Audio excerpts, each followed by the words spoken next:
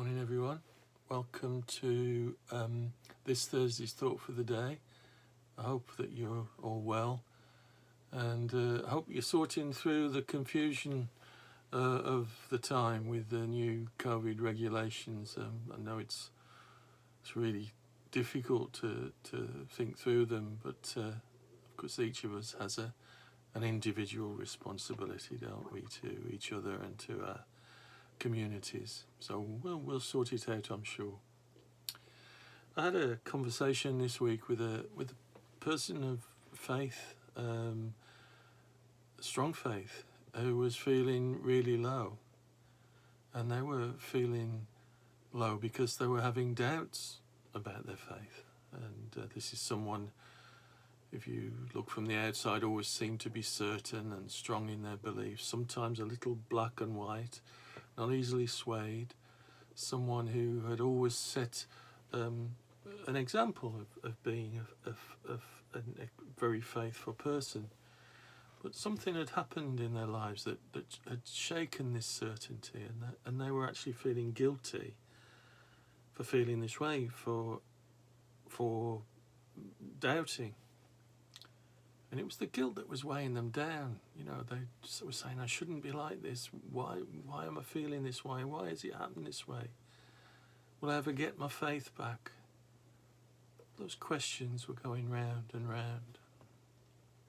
And you know, we don't often talk about the role of doubt in faith, do we? You know, we talk about faith a lot, but not necessarily about doubt.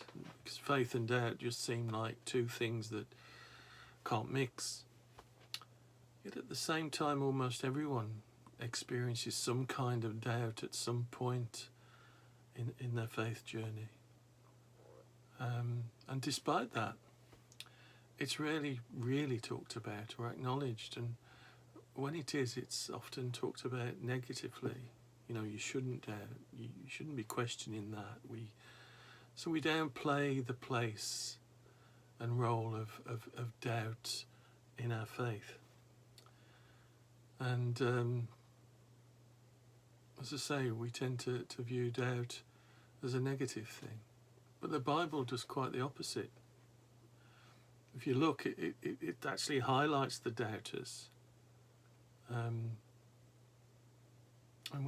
So we shouldn't deny or fear our doubt, but we need to express it.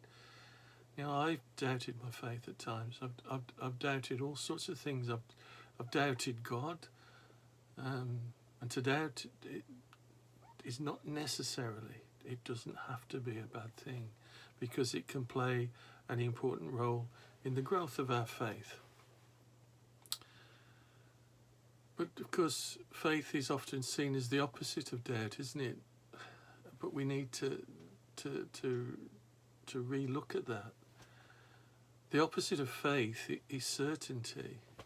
And where there's certainty, there's no room for faith. It ceases to be faith.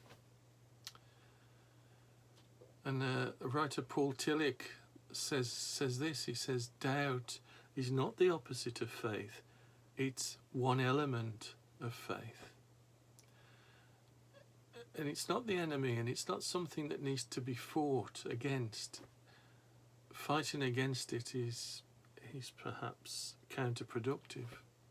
It needs to be understood and expressed and used. And let's look at some examples of doubt in the Bible.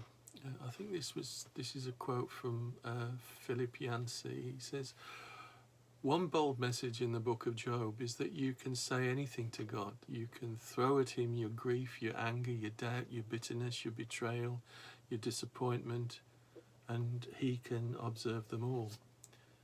And as often as not, the spiritual giants of the Bible are shown contending with God.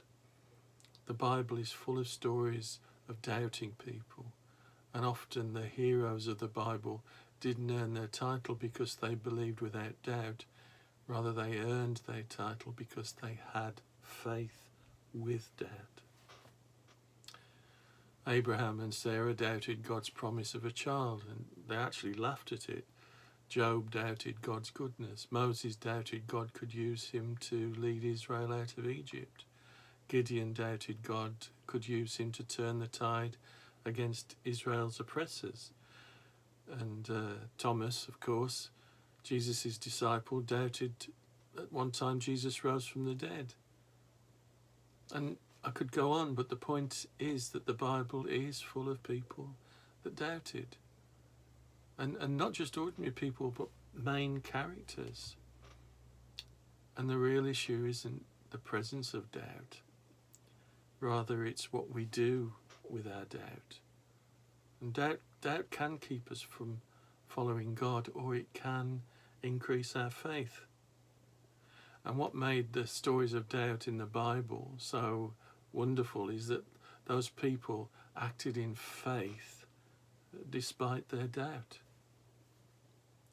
And we need to remember, God isn't scared away by doubt. Far from it. And my friend expressed guilt at his doubt, seeing his doubt almost, as a sin, really. But doubt and disbelief are two separate issues. God doesn't condemn us for asking questions. Jesus didn't condemn Thomas for wanting to see the holes in his hands. Moses wasn't reprimanded asking why him.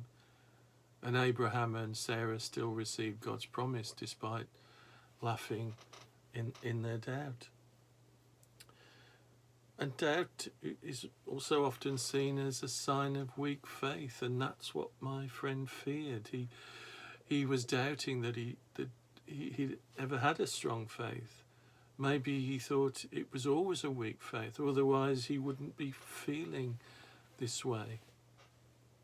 But God is interested in our hearts, not some superficial relationship where we keep the really important things to ourselves. Sometimes what's going on inside of us is doubt, and we can't hide it from God, and that's not what he wants. We shouldn't be afraid to bring our doubts to God. He's not waiting to condemn us for our lack of faith.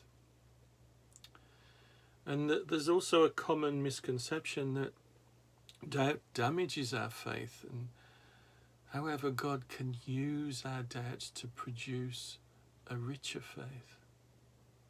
When we doubt, it forces us to seek answers to the questions. It forces us really to rely on God, because we don't have it all figured out, do we? We don't have it all sorted. And if we let it, ultimately, doubt can make us stronger in our faith, because our faith has been confirmed. And the reality is, the reality always is that we're human. We're finite beings, and we're trying to grasp at things that are way beyond our comprehension. And while some people are convinced that beyond a shadow of a doubt they are correct, the reality is faith is believing in things that we can't see, that we haven't seen. Rather, we trust what God has told us.